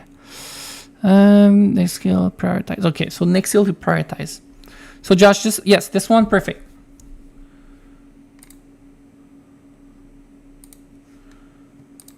All right, so the next skill to prioritize, you're already running double tank.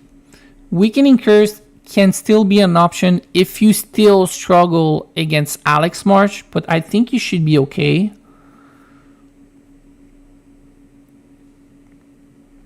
All right, so if you're not going with a red skill, I would go Abundant Spirit on my Merlin.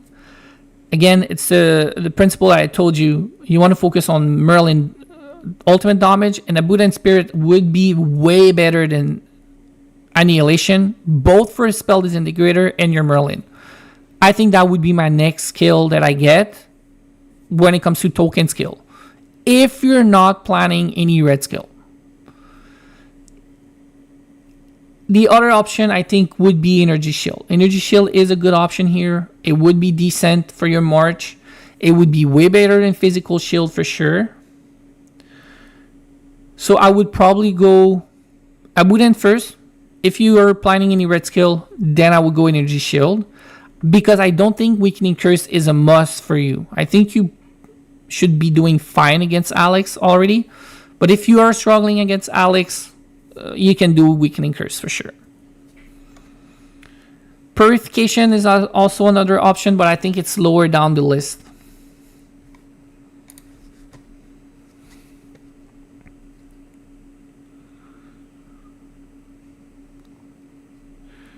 All right, so you posted the report. 1 second. Let's read here.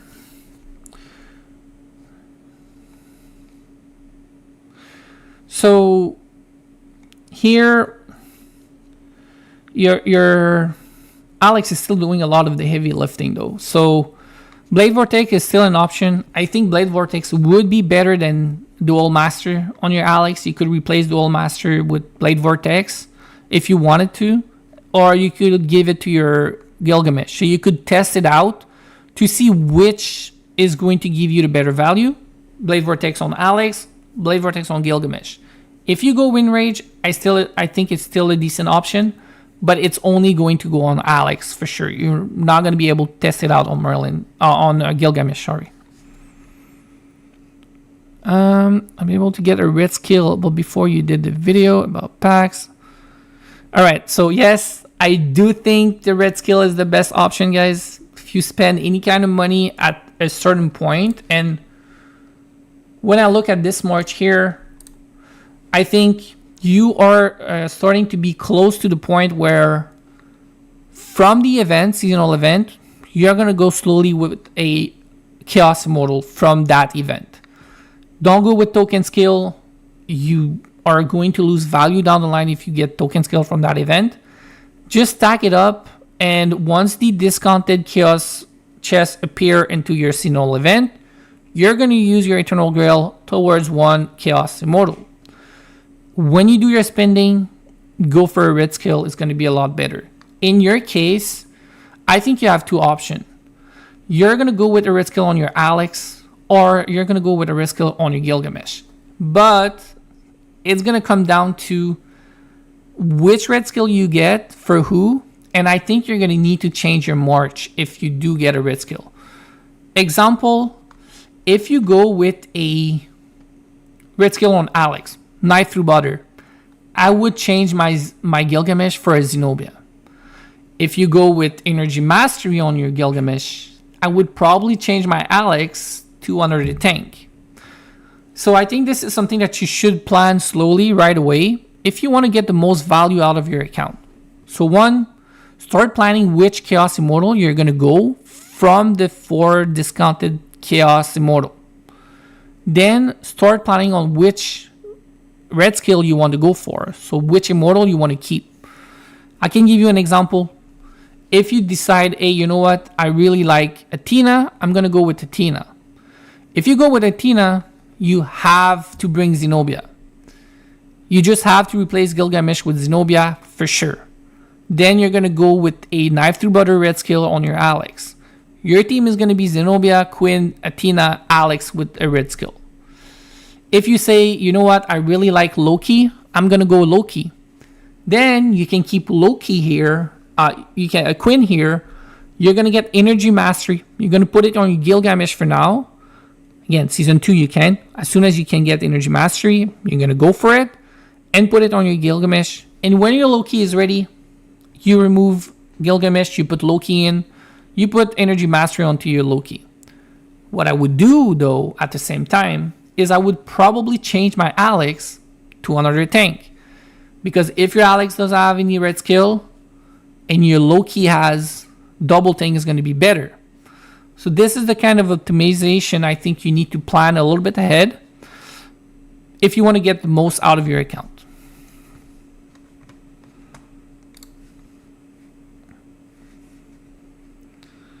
All right, guys, if you have any question, let me know. I still have a few more minutes before I end the stream. It's already 8:40. If you have any question, either on the Discord or the YouTube comment, guys. Let me go back to game while you guys ask questions.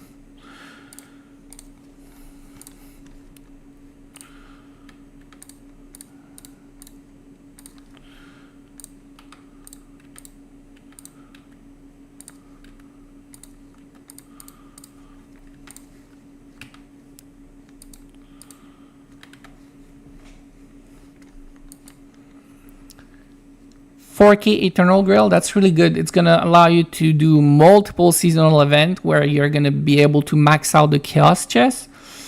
But honestly, it is the best thing to do. As soon as everybody knew or know that this Chaos chest is going to be discounted during the seasonal event later on, I mean, only really big whales should go with the first 4 Chaos Immortal at for full price, right? Like, it's way cheaper, just way cheaper.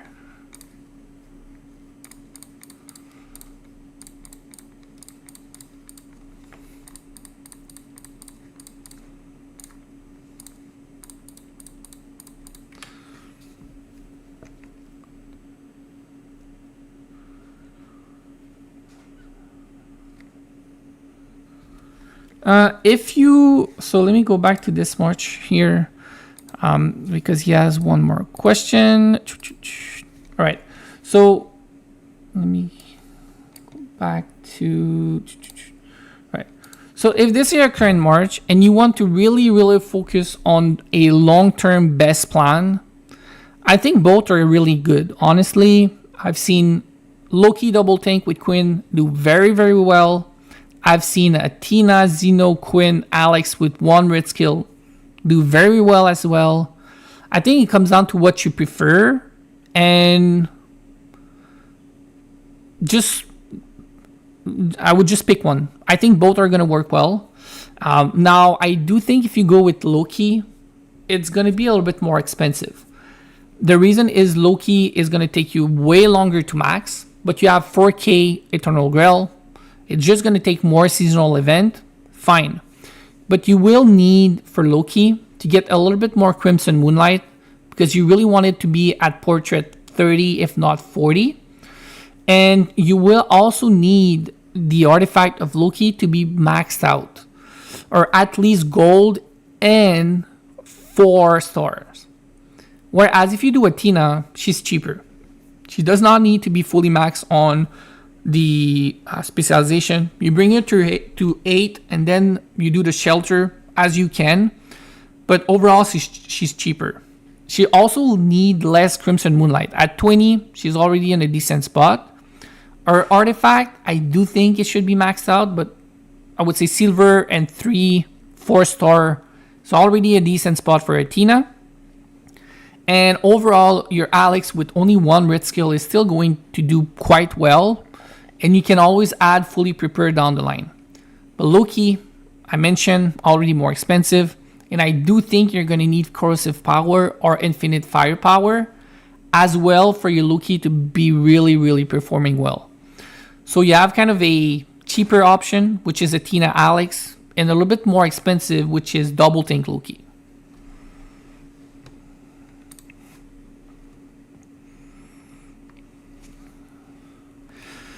So here somebody has a Fire March, Wu, Sion Diok, Alex, and Trajan. Let me see here. All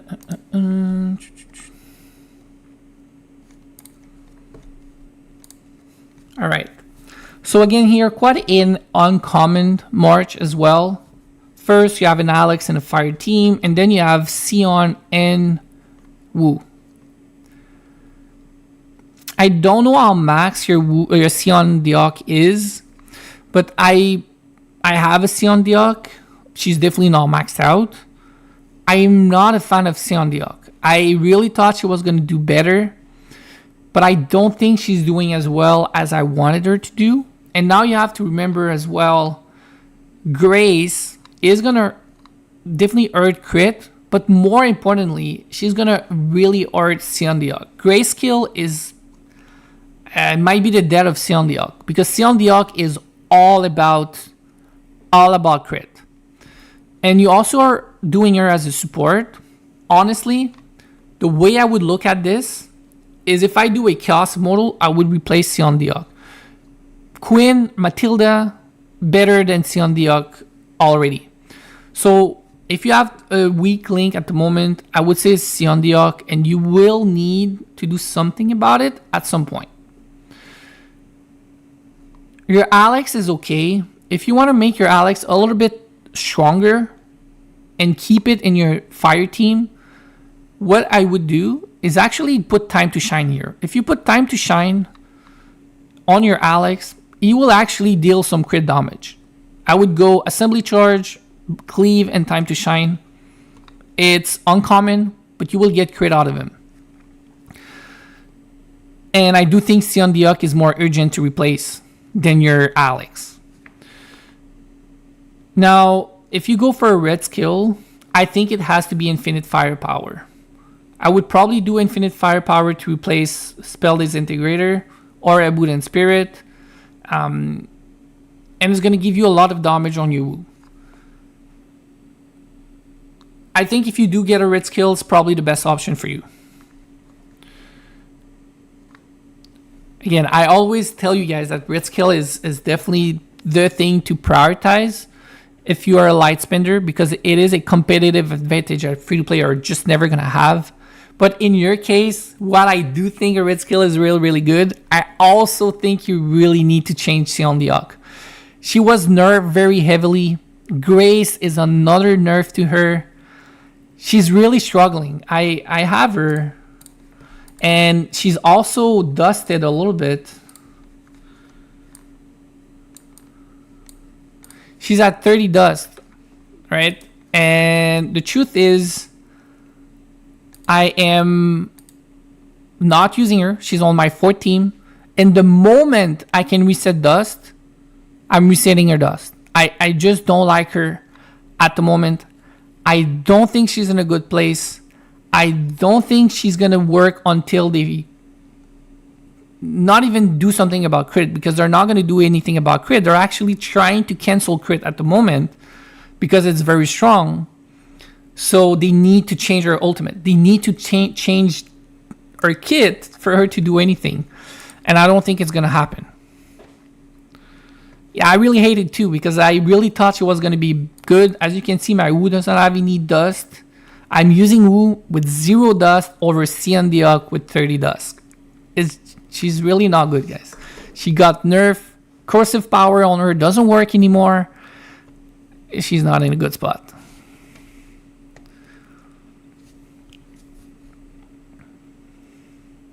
Yeah, they really nerfed her. Not only they nerfed her, when they change how corrosive power works with her, they killed her. The moment corrosive power was not stacking from her explosion of the ultimate from Sion Diok died. Everybody stopped using her. And now on top of that, you have Grace. She's really in a bad spot. You also have another Fire March to check out. Second. Let me see who is. Berson.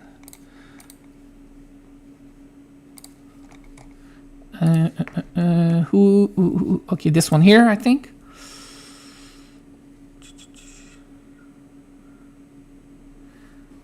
Yeah, all right. All right, so this here is a more traditional fire team.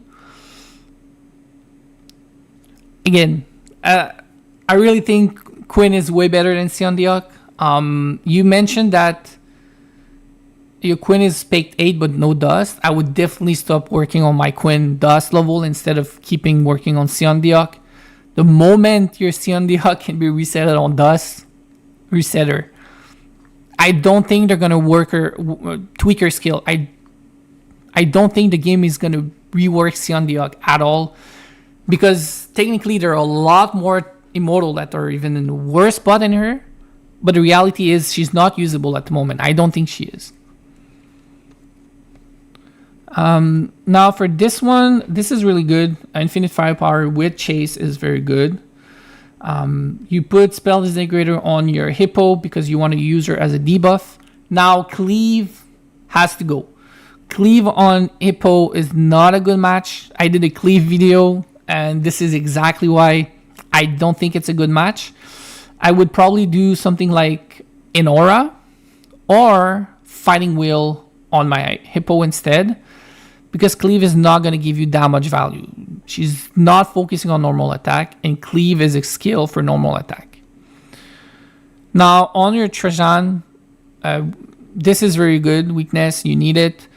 Here, same as always, be careful, guys. If you're fighting Alex, this one is useful. This one is useless. If you're fighting exactly what you have, I don't even think you need Oaken Guard, even if there's a Hippo. You really want to focus against countering Wu in this case. So resist is good, Oaken is bad.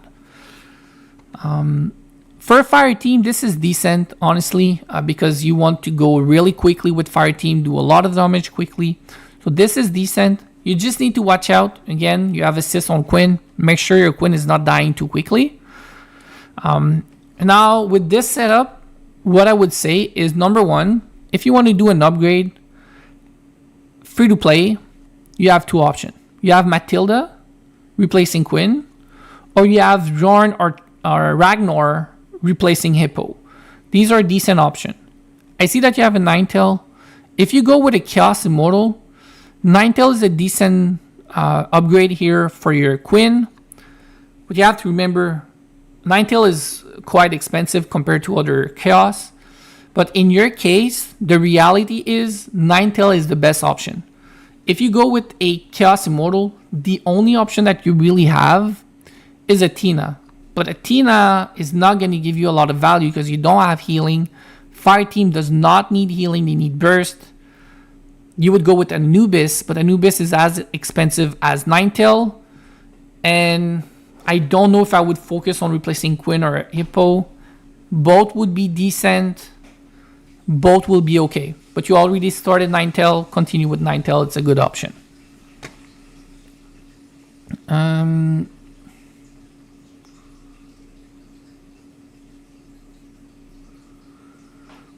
So this is a good March, Brisson. You don't need to do a lot of change. I do think Weakening Curse maybe you're going to need at some point because Alex might still be a problem. If he is, Weakening Curse is a good addition. Otherwise, leave it as that. But this is it. It's a decent March. If you're bringing Ninetale or Matilda to replace Quinn, decent option. If you ever want to replace Hippo, you're going to go with a Bjorn or Ragnar. I don't see any Bjorn. I would do Ragnar. I don't think you should focus on a Shadow Immortal at the moment. Too expensive. At that point, I would go with the Anubis instead of a Bjorn. If you're a mid-spender, Ninetale, Anubis. Hands down. Mid-spender, you can afford it. Ninetale, Anubis, Wu, Trajan. A lot of damage, a lot of debuff. A very good team in my opinion. And then it's going to come down to red skill. I would actually get Energy Mastery. Even if Infinite Firepower and a Buden or Chase is very good, I still think Energy Mastery is a little bit too strong to compare to a Chase skill. And then you're going to need Life Protection. You're going to need Fountain of Life.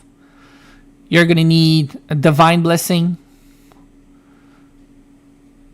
These are pretty much the main skill that you need for this team. So Ragnar is already 6-star to replace Hippo. That's a very good option.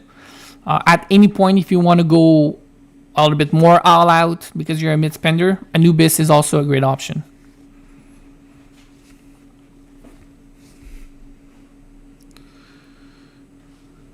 All right. Let me know if you guys have any last question before I end the stream. Almost 2 hours already. Again, you can always ask on Discord. I am, however, quite busy at the moment, so I might not be able to answer right away. I'm also unable to keep up with the submission. I always do the one that are live on the stream when I'm on stream, but those are stacking up. I want to get to them, but during the summer I'll be quite busy, so I might not be able to get to them right away. You're welcome, guys, for the tips. And if you have any question, use the general channel on the Discord. When I post a video, just let me know as well if you have any comments during each video. Otherwise, I will still try to do a live stream every 2 weeks. It depends on my schedule. I have a few requests to do some during the day to hit different time zone. I will try to, but it's probably going to happen more towards the last quarter of the year. I don't think I'm going to be able to do so during the summer. Again, depending on the schedule.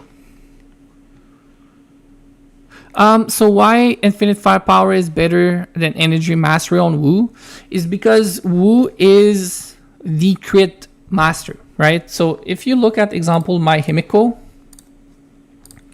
and you look at some of the report, give me 1 second.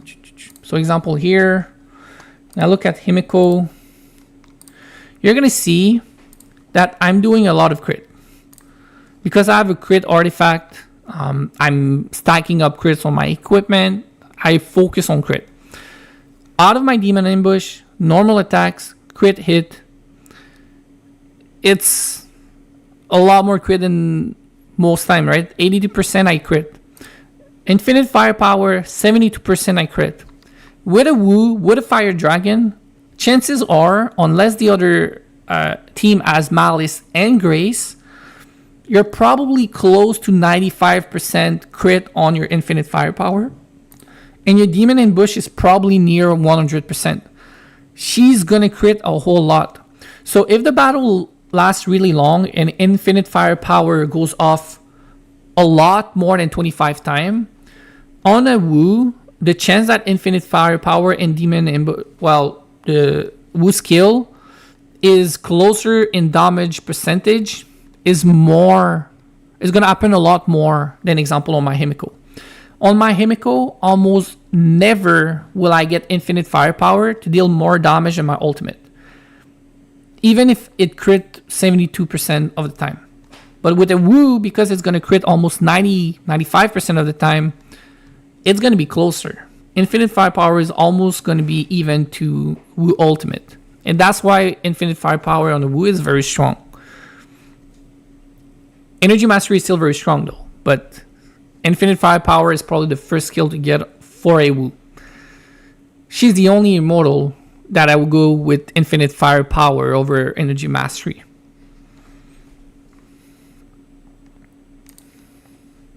Loki, I still go with Energy Mastery. Baldwin, even though he's nerfed, I would still go with Energy Mastery. Himiko, Energy Mastery. Merlin, Energy Mastery. That's pretty much it. There's not a lot of mages, so...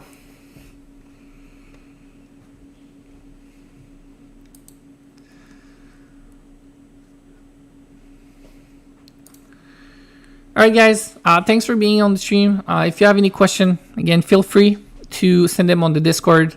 And topic requests, they're there. I also made a channel for the companion. If you have any requests, bug reports, feature, new implementation, just let me know guys. I hope you have a good evening guys. Bye bye.